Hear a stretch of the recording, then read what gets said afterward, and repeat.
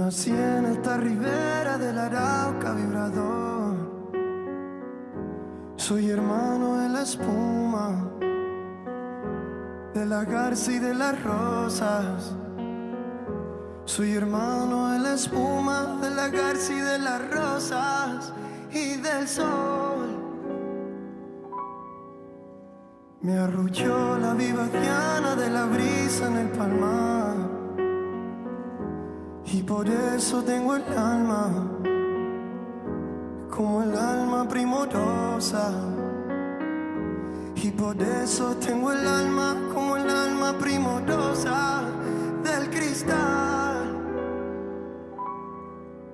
Y amo, lloro, canto, sueño con claveles de pasión, con claveles de pasión, para ornar las rubias crines al potro de mi amador, para ornar las rubias crines al potro de mi amador. Y amo, lloro, canto, sueño con claveles de pasión, con claveles de pasión, para ornar las rubias crines al potro de mi amador, para ornar las rubias crines al potro de mi amador. Yo nací en esta ribera del Arauca vibrador. Oh, soy hermano de la espuma, de la garza y de las rosas. Soy hermano de la espuma, de la garza y de las rosas y del sol y del sol. Llevo tu luz y tu aroma en mi piel y el 4 en el corazón. Llevo en mi sangre la espuma del mar y tu horizonte en mis ojos. No envidio el viento ni al nido al turbial. Soy como el viento en la mies. Siento el Caribe como a una mujer. Soy así, ¿qué voy a hacer? Soy desierto, nieve y tierra y volcán. Y al andar dejo una estela del rumor del llano en una canción que me desvela. Y si algún día tengo que naufragar y el tifón rompe mis velas, quiero que entierren mi cuerpo cerca del mar. En Venezuela.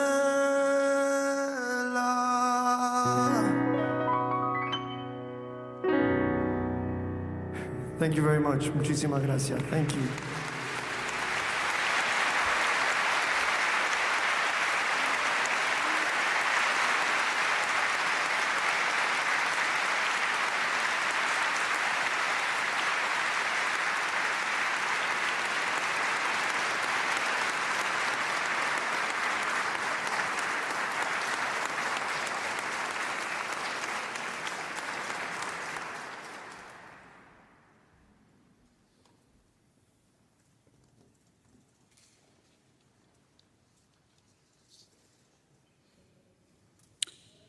Your Majesties, Your Royal Highnesses, esteemed laureate, Excellencies, distinguished guests, ladies and gentlemen.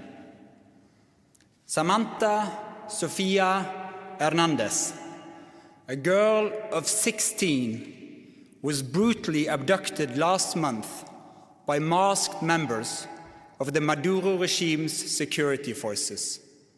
She was taken from the home of her grandparents. Where she is now, we do not know. Probably in one of the dictatorship's detention centers. She may be with her father, who disappeared without a trace in January. What had they done wrong? Her brother was a soldier, but refused to follow the regime's order to commit brutal acts against the population. For that offense, the entire family must be punished. Juan Requesens is ordered to turn slowly towards the camera. The video showing him standing with a dazed look, as if in a fog, wearing underwear stained with excrement. He had supposedly confessed to planning a coup, but of course, there was no proof. The day before his arrest, Juan had stood before the National Assembly. He gave a speech in which he repeated one key sentence, a promise to his country and to himself: I refuse to give up. Alfredo Diaz, an opposition leader and former mayor, was pulled from a bus last November and thrown into the depths of El Goide, Latin America's largest torture center. One more political prisoner in a long line of others. This week came the news of his death. Another life gone, another victim of the regime. These stories are not unique. This is Venezuela today. It is how the Venezuelan regime treats its own people. A sister, a student, a politician.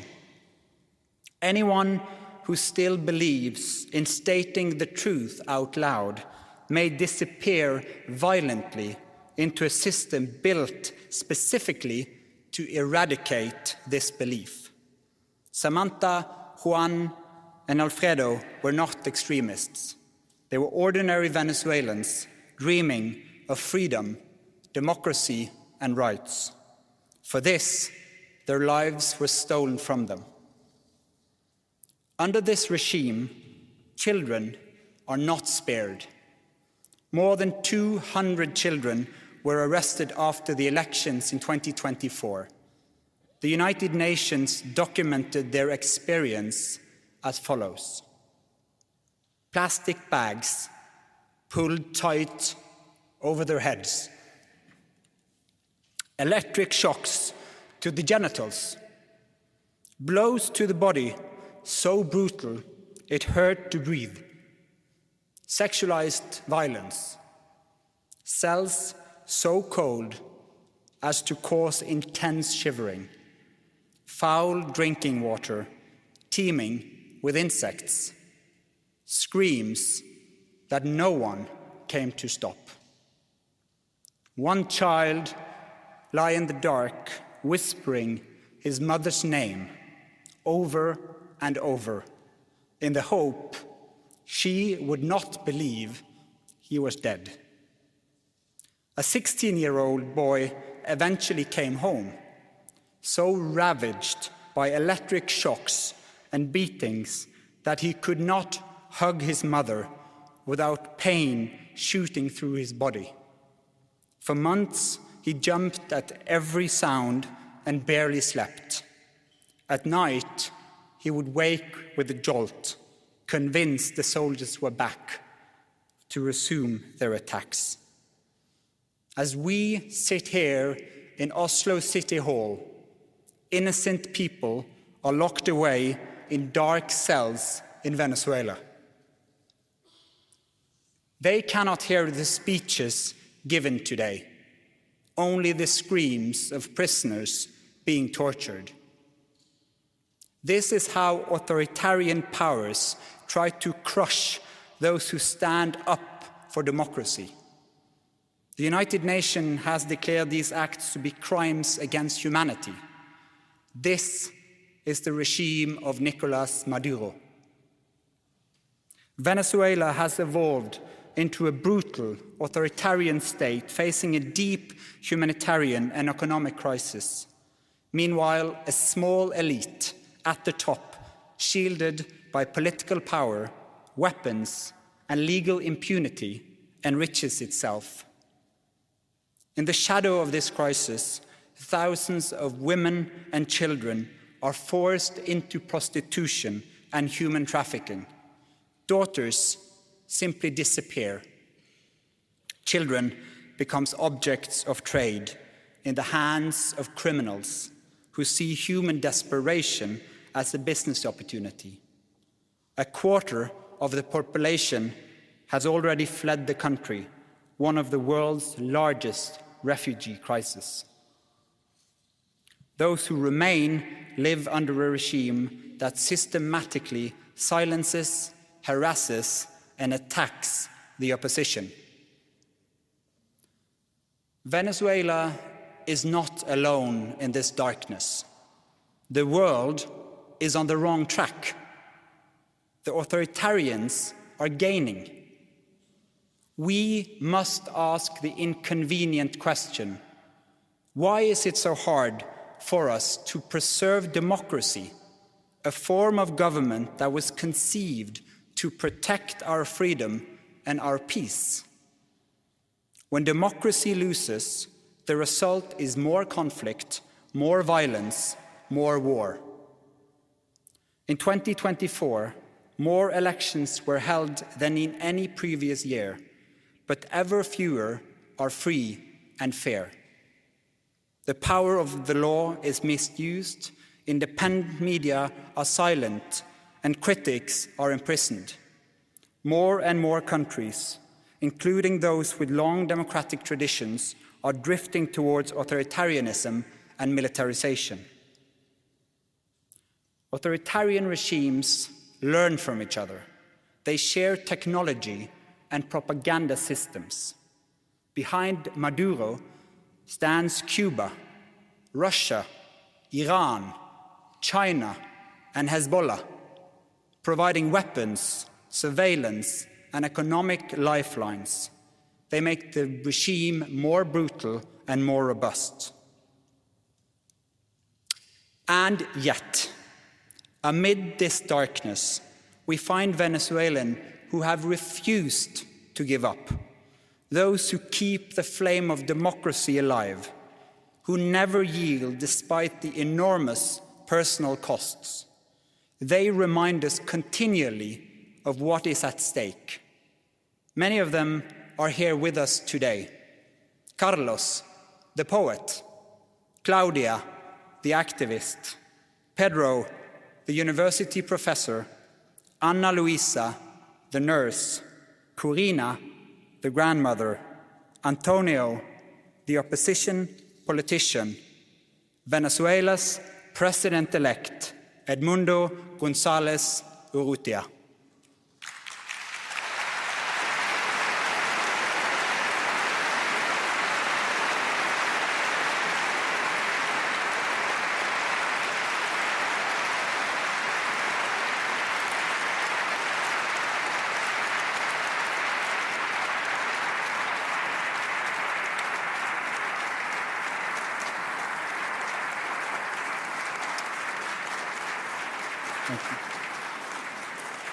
The Nobel Peace Prize laureate, María Corina Machado, has done everything in her power to be able to attend the ceremony here today, a journey in a situation of extreme danger.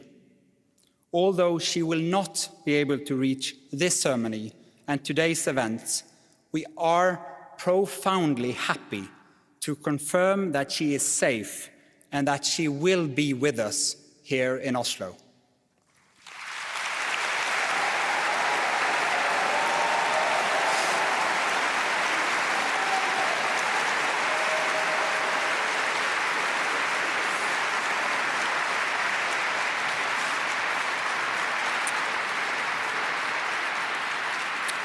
At the heart of the battle for democracy shines a simple truth. Democracy is more than a form of government. It is also the basis for lasting peace. Millions of Venezuelans know this. Year after year, students, trade unions, journalists, business groups, and ordinary citizens have mobilized in waves of resistance. They have filled the streets in protest. When their votes were taken away, they banged pots and pans. When state surveillance is inescapable, they whisper. People across the political spectrum, from communists to conservatives, have risen to challenge the regime, the opposition has tried one strategy after another.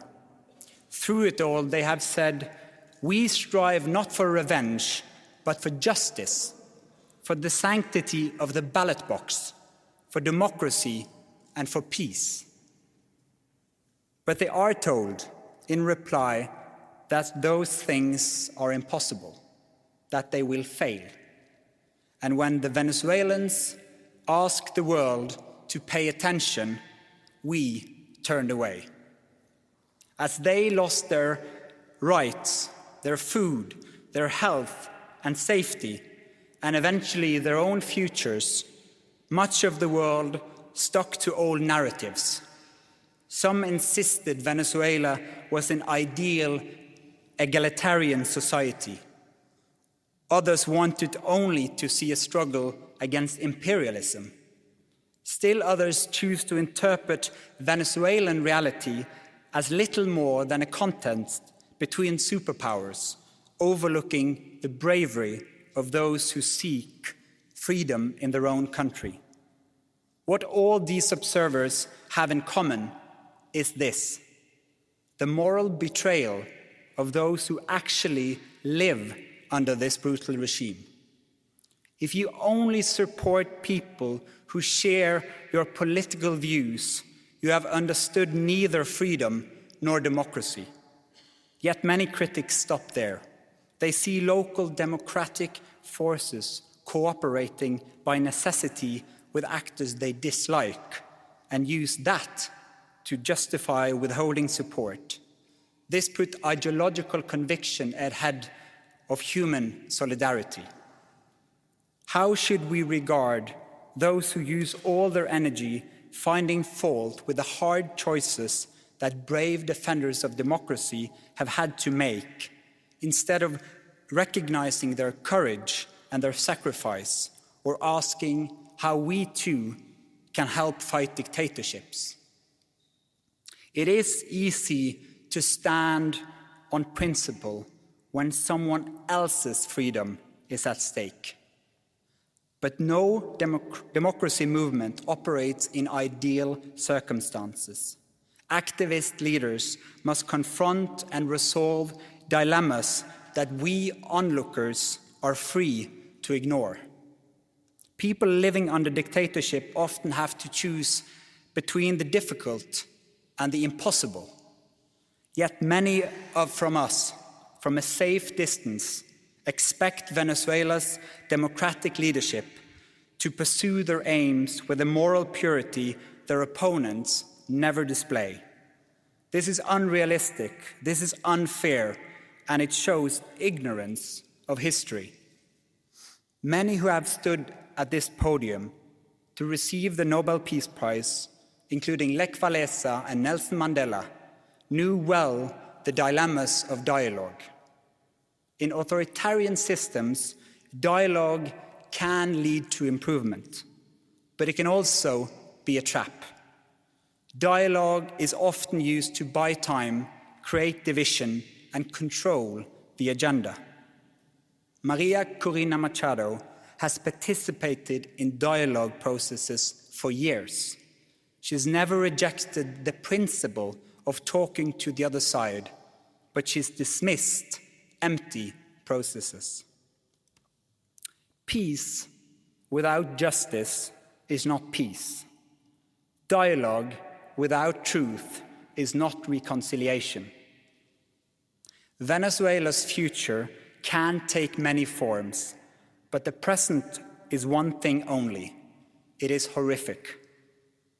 That is why the democratic opposition in Venezuela must have our support, not our indifference or worse, condemnation. Every day, its leaders must choose a path that is in fact open to them, not the path of wishful thinking. Support for democratic development is support for peace. But since the announcement of this year's Nobel Peace Prize, the question has been posed: does democracy really lead to peace? The research findings are crystal clear, and the answer is yes. Not because democracy is perfect, but because the mechanisms of democracy make war less likely.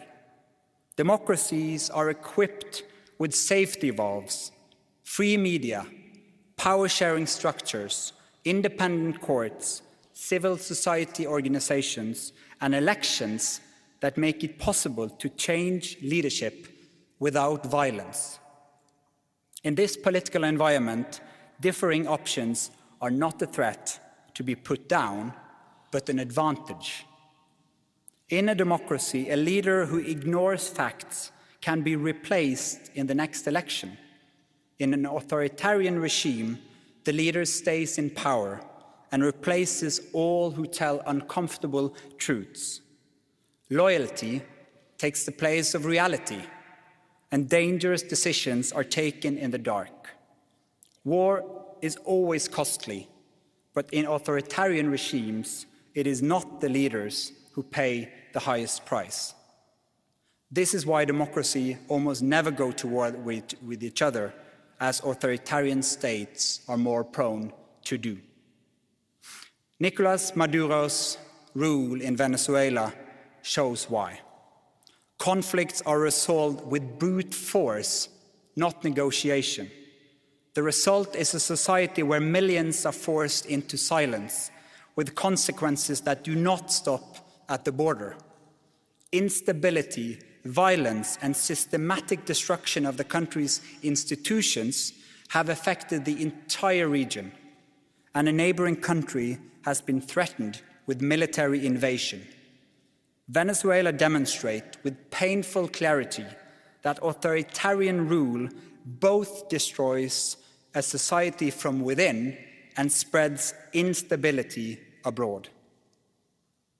Democracy is obviously no guarantee of peace, but it is the most effective system we have to prevent violence and conflict.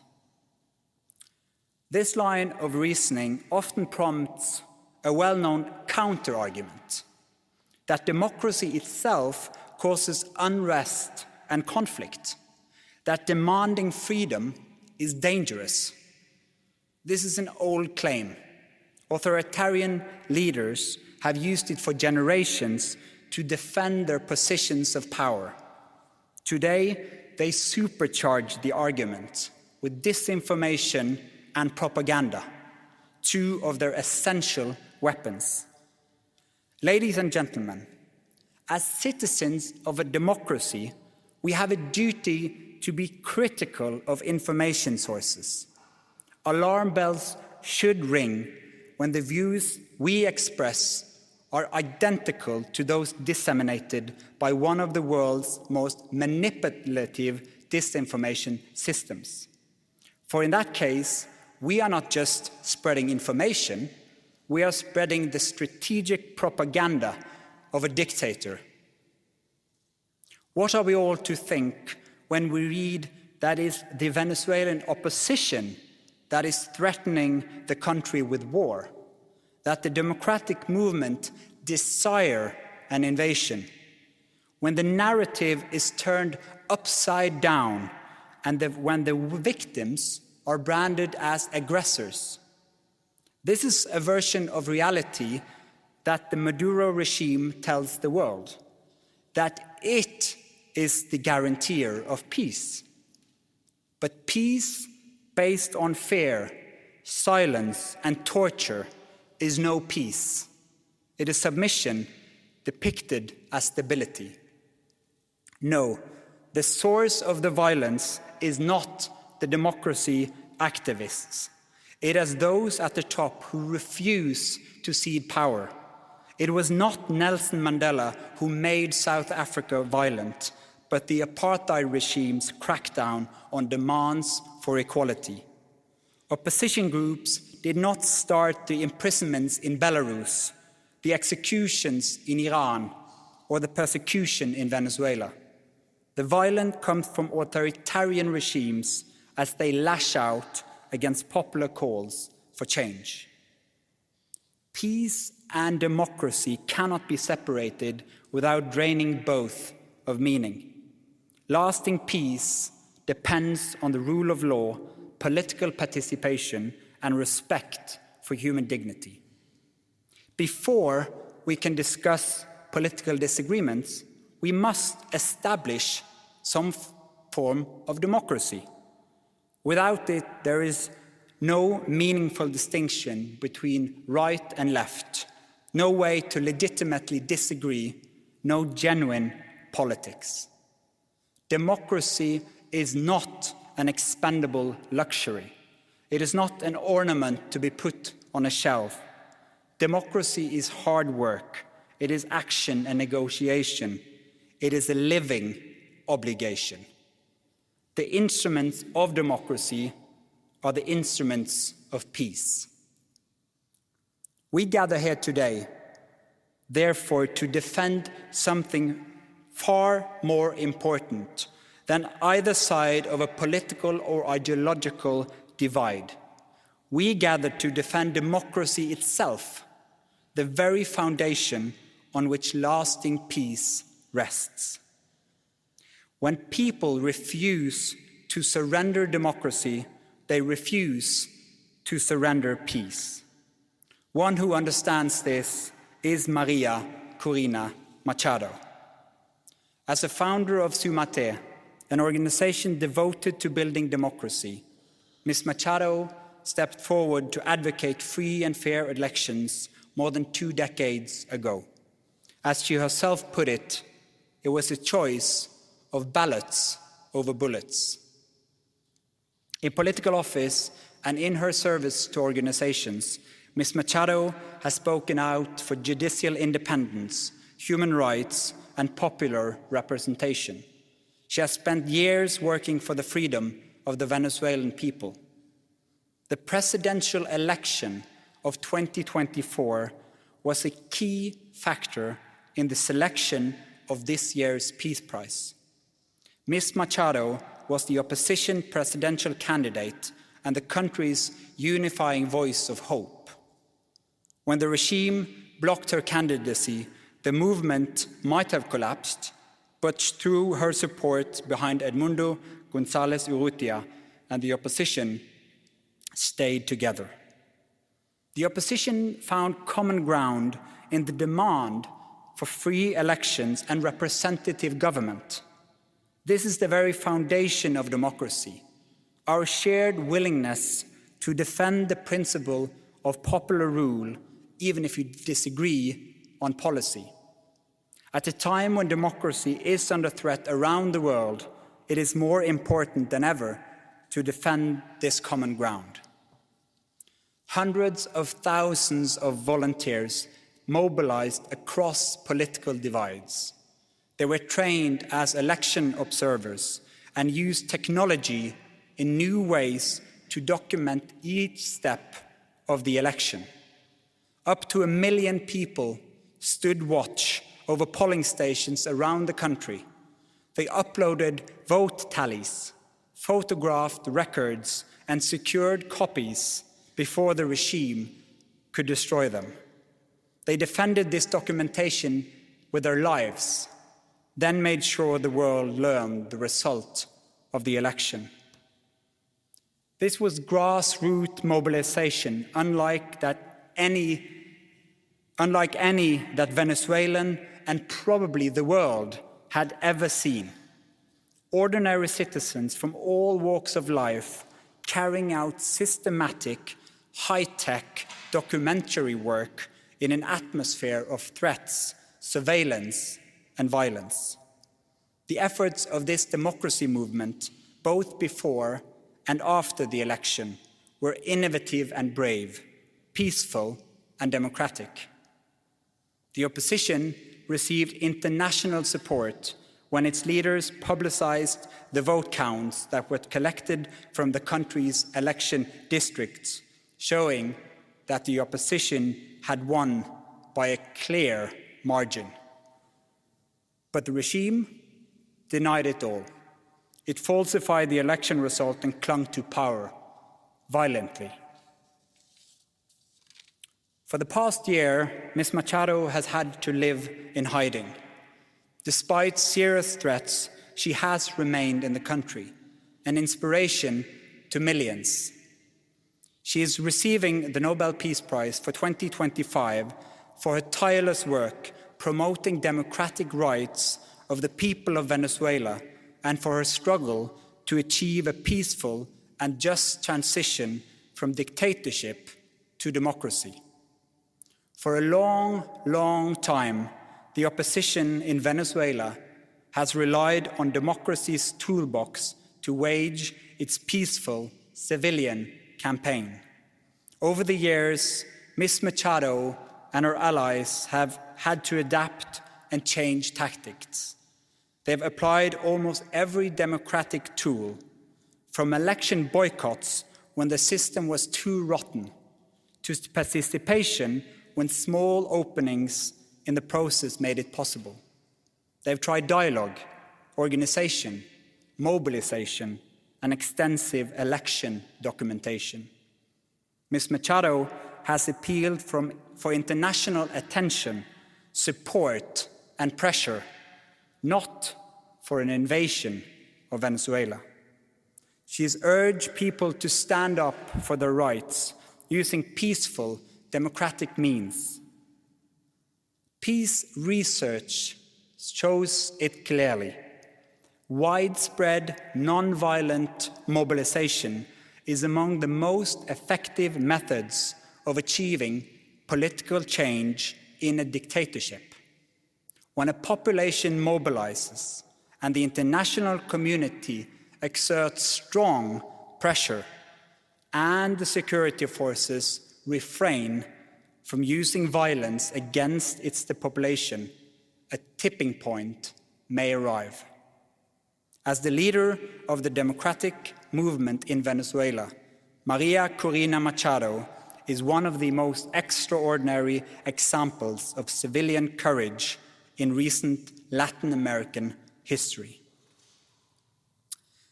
This year's Nobel Peace Prize fulfills all three criteria stated in Alfred Nobel's will. First, the Venezuelan opposition has united political movements, civil organizations, and ordinary citizens in a pursuit of one goal: the restoration of democracy, pulling together diverse groups that previously opposed one another is the modern equivalent of what Alfred Nobel called holding peace congresses. Second, Venezuela's democracy movement has opposed the regime's militarization of society. The regime has armed thousands of groups, authorized paramilitary bands to commit abuses, and invited foreign military forces into the country, thereby accelerating the militarization. By documenting abuses and demanding accountability, the opposition seeks to strengthen civilian democratic authority and roll back the influence of weapons. This deprives criminals and regime-friendly militias of their arms and autonomy, and satisfies Nobel's criterion of seeking peace through disarmament. Third, true fraternity or fellowship, the kind Alfred Nobel envisaged, requires democracy. Only when people are able to choose their leaders and speak without fear can peace take root, whether inside a society or between countries. Democracy is the highest form of fellowship and the surest way to lasting peace. Therefore, here today, in this hall, with all the gravity that attends the Nobel Peace Prize and this annual ceremony, we will say what authoritarian's leader fear most. Your power is not permanent. Your violence will not prevail over people who rise and resist. Mr. Maduro, accept the election result and step down. lay the foundation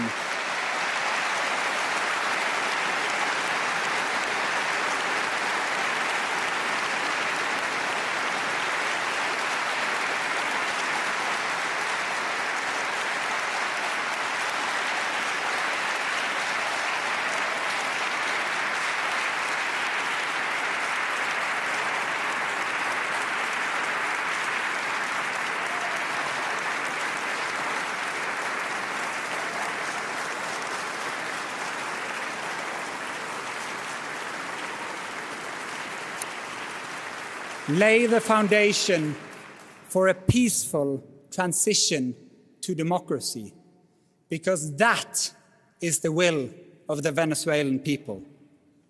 María Corina Machado and the Venezuelan opposition have lit a flame that no torture, no lie, and no fear can extinguish. When the history of our time is written, it won't be the names of the authoritarian rulers that stand out, but the names of those who dared resist, those who stood tall in the face of danger, those who kept going when others gave up. Karl von Ossietzky, Andrei Sakharov, Nelson Mandela. In its long history, the Norwegian Nobel Committee has honored brave women and men who have stood up against repression, who have carried the hope of freedom in prison cells, in the streets, and in public squares, and shown by these actions that resistance can change the world. Today, we honor María Corina Machado. We pay tribute as well to all who wait in the dark, all who have been arrested and tortured or disappeared, all who continue to hope, all those in Caracas and other cities of Venezuela who are forced to whisper the language of freedom. May they hear us now.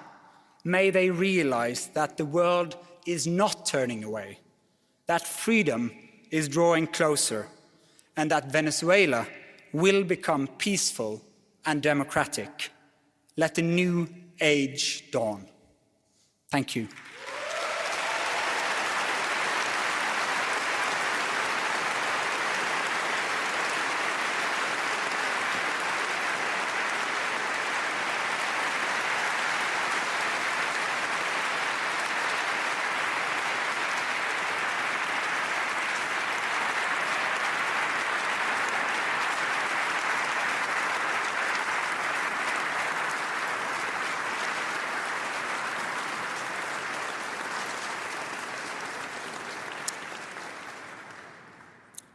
I now call upon Ms. Ana Corina Machado, the daughter of the Nobel Peace Prize laureate for 2025, to step forward to receive the diploma and the gold medal on behalf of her mother, Ms. María Corina Machado.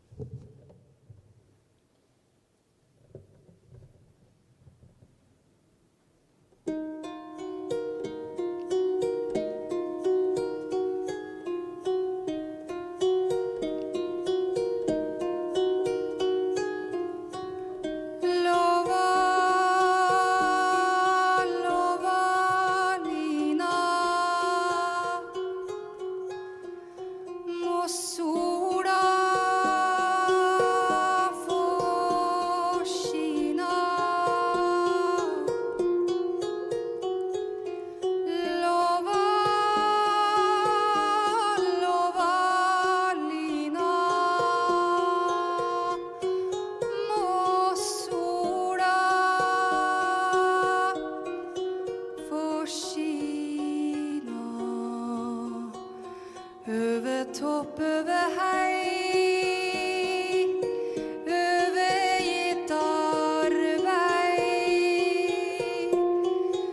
Lova, lova lina,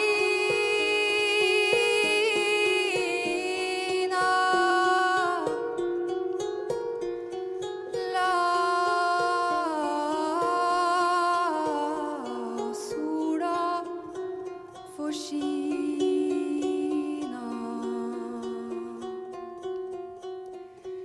Nu rinner solen opp av østerlider,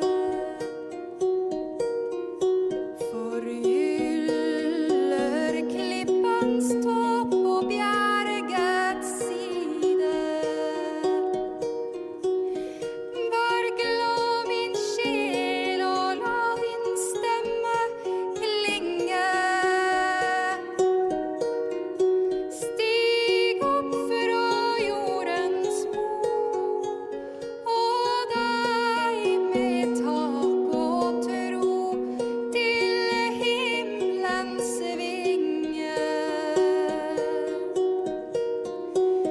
Utallig så som sann og uten måte, som havets dype vann er Herrens nåde. Som han mitt hoved daglig overyder. Være mål i min skål, en nåde uten mål, til meg nedflyter. Lova, lova lina, må sola få skina. Lova, lova lina, må sola få skina. Over topp over hei, overgitt arbeid. Lova, lova lina, la sola få skina.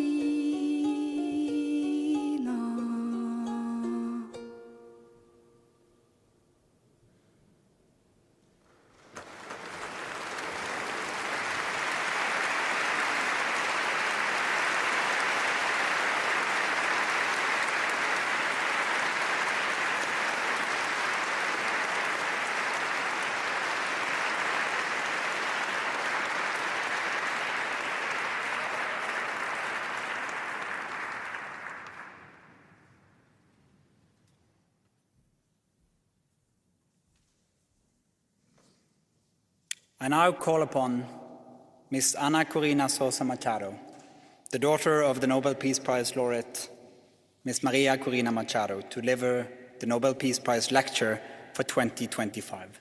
Ms. Sosa, will you please take the floor?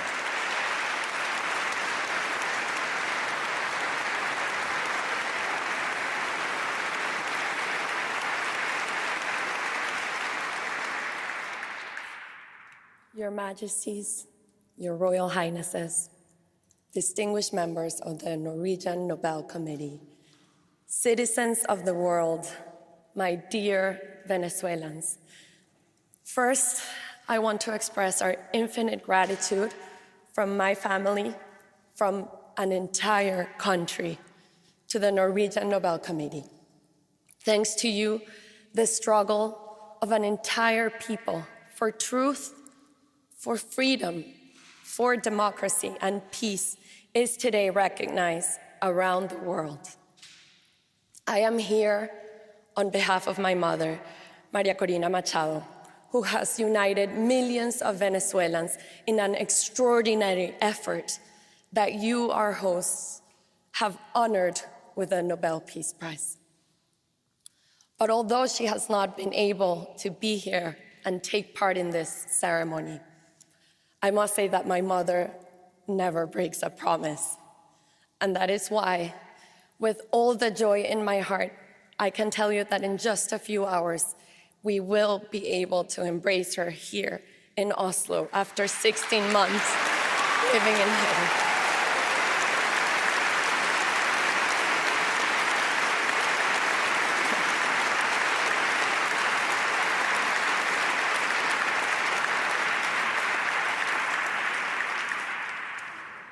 And as I await that moment to hug her, to kiss her, to embrace her after 2 years, I think of the other daughters and sons who do not get to see their mothers today. This is what drives her, what drives all of us. She wants to live in a free Venezuela, and she will never give up on that purpose. That is why we all know, and I know, that she will be back in Venezuela very soon. In the meantime, at this moment, I face the difficult task of giving voice to her words, the speech she prepared for this occasion, the story of a people and their long march toward freedom.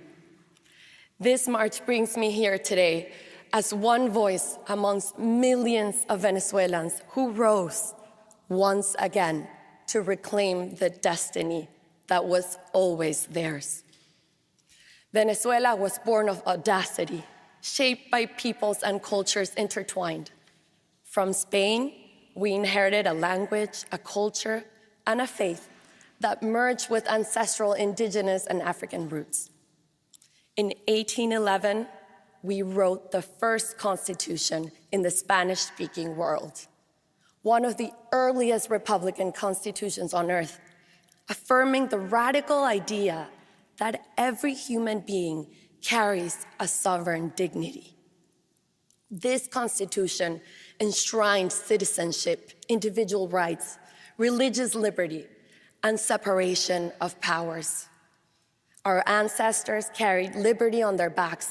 They crossed an entire continent from the banks of the Orinoco to the heights of the Potosí to help give rise to societies of free and equal citizens, out of the conviction that freedom is never whole unless it is shared.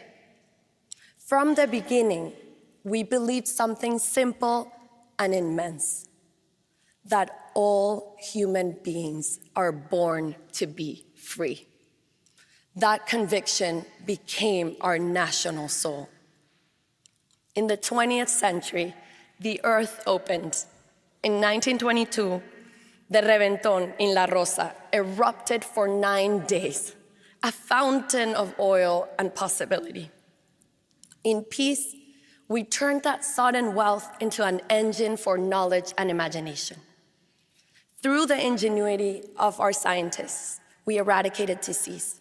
We built universities of global prestige, museums and concert halls, sent thousands of Venezuelans abroad through scholarships, trusting that free minds would return as transformation. Our cities glowed with the kinetic art of Cruz Diez and Soto. We forged steel, aluminum, and hydropower, proof that Venezuela could build anything it dared to envision. But Venezuela also became a refuge. We opened our arms to migrants and exiles from every corner of the world. Spaniards fleeing civil war, Italians and Portuguese escaping poverty and dictatorship, Jews after the Holocaust, Chileans, Argentinians, and Uruguayans escaping military regimes, Cubans escaping communism, and families from Colombia, Lebanon, and Syria seeking peace. We gave them homes, schools, and safety, and they became Venezuelans. This is Venezuela. We built a democracy that became the most stable in Latin America, and freedom unfolded as a creative force. But even the strongest democracy weakens when its citizens forget that freedom is not something we wait for, but something we become. It is a deliberate personal choice, and the sum of those choices forms the civic ethos that must be renewed every day. The concentration of oil revenues in the state created perverse incentives. It gave the government immense power over society, which turned into privilege and corruption. My generation was born in a vibrant democracy, and we took it for granted. We assumed freedom was as permanent as the air we breathed. We cherished our rights, but we forgot our duties. I was raised by a father whose life's work, building, creating, serving, taught me that loving a country meant assuming responsibility for its future. By the time we recognized how fragile our institutions had become, a man who had once led a military coup to overthrow democracy was elected president. Many thought charisma could substitute the rule of law. From 1991 onward, the regime dismantled our democracy, violating the Constitution, falsifying our history, corrupting the military, purging independent judges, censoring the press, manipulating elections, persecuting dissent, and ravaging our extraordinary biodiversity. Oil wealth was not used to uplift, but to bind. Washing machines and refrigerators were handed out on national television to families living on dirt floors, not as progress, but as spectacle. Apartments meant for social housing were handed to a select few with a condition for unquestionable obedience. And then came the ruin, obscene corruption, historic looting. During the regime's rule, Venezuela received more oil revenue than in the previous century combined, and it was all stolen. Oil money became a tool to purchase loyalty abroad, while at home, criminal and international terrorist groups fused themselves to the state. The economy collapsed by more than 80%. Poverty surpassed 86%. Today, 9 million Venezuelans have been forced to flee. These are not statistics, they're open wounds. Meanwhile, something deeper and more corrosive took place. It was a deliberate method to divide society by ideology, by race, by origin, by ways of life, pushing Venezuelans to distrust one another, to silence one another, to see enemies in one another. They smothered us, they took us prisoners, they killed us, and they forced us into exile. It had been almost 3 decades of fighting against a brutal dictatorship, and we had tried everything. Dialogues betrayed, protests of millions crushed, elections perverted. Hope collapsed entirely, and belief in any kind of future became impossible. The idea of change seemed either naive or crazy. It seemed impossible. Yet from the very depths of that despair, a step that seemed modest, almost procedural, changed the course of our history. We decided against all odds to run a primary election. And unlike any act of rebellion, we chose to trust people, to rediscover one another. We traveled by road and by dirt path in a country with gasoline shortages, daily blackouts, and collapsing communications. Forbidding from advertising, without money or media willing to speak our names, we crossed it only with our conviction. Word of mouth was our network of hope. and it spread faster than any campaign because our desire for freedom was very much alive within us, and it had never died. The forced migration that was meant to fracture us instead united us around one sacred purpose: to reunite our families in our land. Grandparents confided in me their greatest fear, dying before meeting their grandchildren abroad. Little girls with voices too small for such sorrow begged me to bring back their mothers and siblings scattered across the continent. Our pain fused into one heartbeat. Bring our children home now. In May 2023, during a rally in the town of Nirgua, a teacher named Carmen came up to me. She told me she had just run into her jefa de calle. A jefa de calle is a regime agent assigned to Carmen's block who decides, house by house, who receives a monthly food bag and who is punished with hunger. Shocked to see this woman there in that rally, Carmen asked her, "Why are you here?" And the jefa de calle replied, "My only son, who fled to Peru, asked me to be here today. He told me that if María Corina wins, he will return home. Tell me what I have to do. I'll do anything." That day, love defeated fear. 2 weeks later, we reached Delicias, a tiny village swallowed by Colombian guerrillas and drug traffickers, where not even a chicken can be sold without their permission. No candidate had gone there since 1978.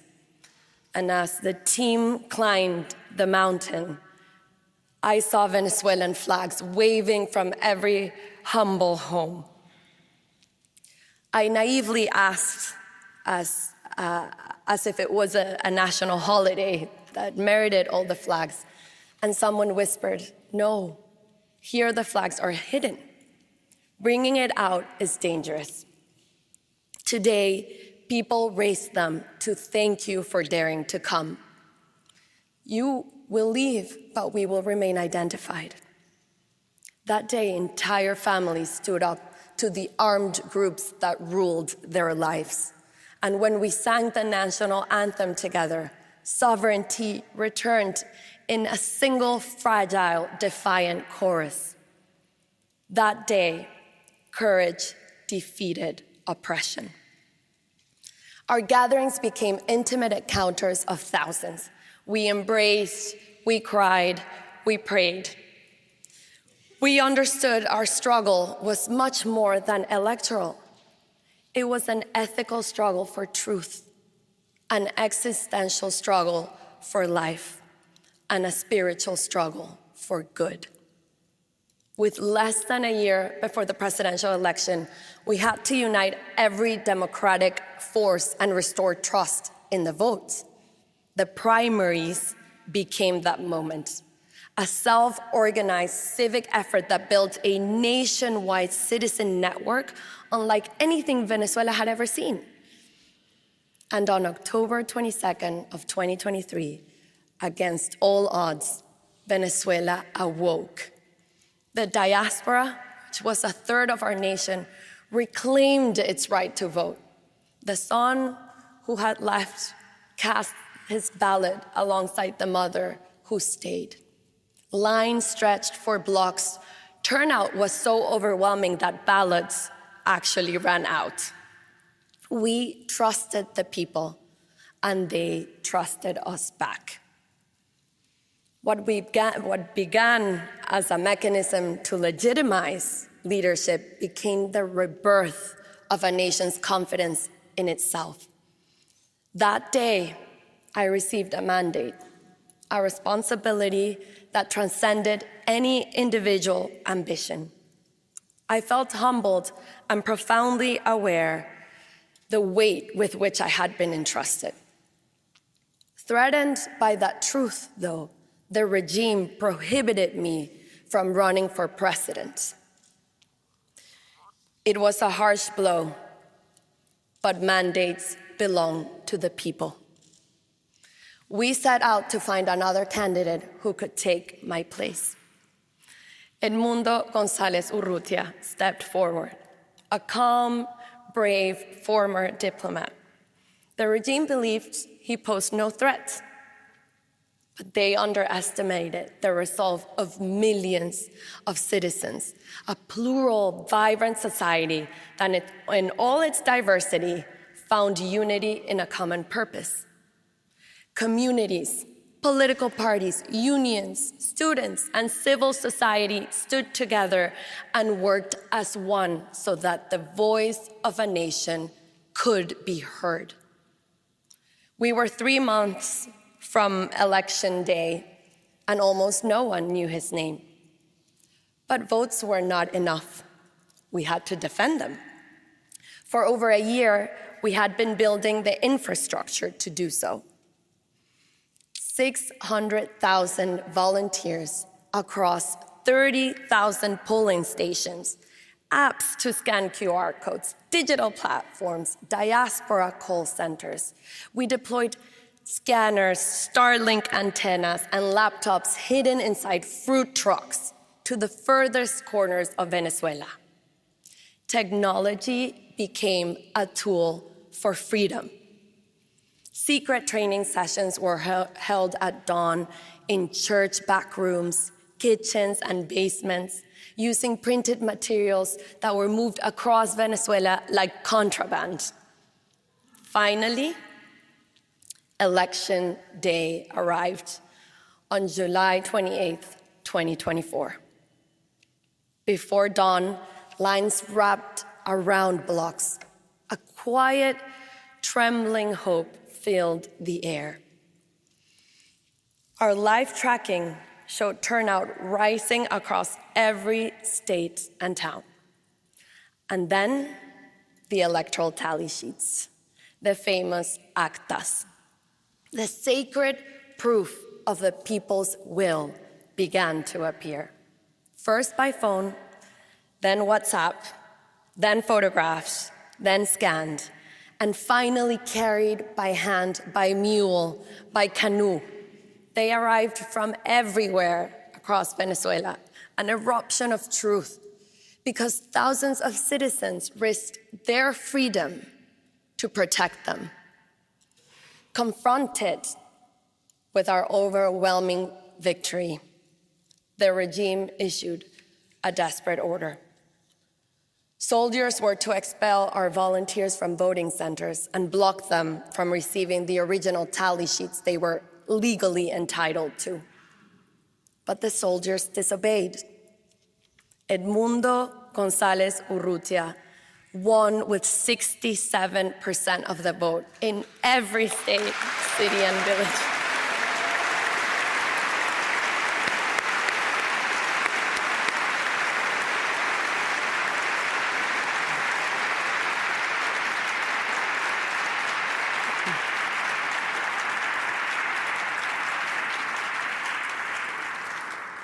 In every state, city, and village, every single tally sheet told the same story.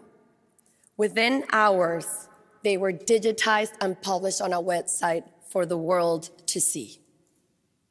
But the dictatorship responded with terror. 2,500 people kidnapped, disappeared, tortured, homes marked, entire families taken as hostages. Priests, teachers, nurses, students, anyone who dared share a tally sheet was hunted down. These are crimes against humanity, documented by the United Nations. State terrorism deployed to bury the will of the people. Some of the more than 220 children detained after the elections were electrocuted, beaten, and suffocated until they repeated the lie the regime needed falsely incriminating themselves of being paid by me to protest. Women and girls in prison are right now being forced into sexual slavery, made to endure abuse in exchange for a family visit, a meal, or the chance to take a bath. And yet, the Venezuelan people did not surrender. During the past 16 months in clandestinity, we have built new networks of civic pressure and disciplined disobedience, preparing for Venezuela's orderly transition to democracy. That is how we reach this day, a day carrying the echo of millions who stand at the threshold of freedom. This prize carries profound meaning. It reminds the world that democracy is essential to peace. And more than anything, what we Venezuelans can offer the world is the lesson forged through this long and difficult journey, that to have democracy, we must be willing to fight for freedom. And freedom is a choice that must be renewed every day, measured by our willingness and our courage to defend it. For this reason, the cause of Venezuela transcends our borders. A people who choose freedom to contribute not only to themselves, but to humanity. We attain freedom only when we refuse to turn our backs on ourselves, when we confront the truth directly, no matter how painful, when love for what truly matters in life gives us the strength to persevere and to prevail. Only through that inner alignment, that vital integrity, do we rise to meet our destiny. Only then do we become who we truly are, able to live a life worthy of being lived. Along this march to freedom, we gain profound certainties of the soul, truths that have given our lives a deeper meaning and prepared us to build a great future in peace. Therefore, peace is ultimately an act of love. This love has already set our future in motion. Venezuela will breathe again. We will open prison doors and watch thousands who were unjustly detained step into the warm sun, embraced at last by those who never stopped fighting for them. We will see grandmothers settle children on their laps to tell them stories not of distant forefathers, but of their own parents' courage. We will see our students debate ideas passionately and without fear, their voices rising freely at last. We will hug again, fall in love again, hear our streets fill with laughter and music again, and all the simple joys in the world that we have taken for granted will be ours. My dear Venezuelans, the world has marveled at what we have achieved. And soon it will witness one of the most moving sights of our time, our loved ones coming home. And I will stand again on the Simón Bolívar Bridge where I once cried the thousands who were leaving and welcome them back into the luminous life that awaits us. Because in the end, our journey towards freedom has always lived inside us. We are returning to ourselves. We are returning home. Allow me to honor the heroes of this journey. Our political prisoners, the persecuted, their families, and all who defend human rights. Those who sheltered us, fed us, and risked everything to protect us. The journalists who refused silence, the artists who carried our voice, my exceptional team, my mentors, my fellow political and social activists, the leaders around the world who joined us and defended our cause. My 3 children, my adored father, my mother, my 3 sisters, my brave and loving husband, who've all supported me throughout my life. And above all, the millions of anonymous Venezuelans who risked their homes, their families, and their lives out of love. To them belongs this honor. To them belongs this day. To them belongs the future. Gracias.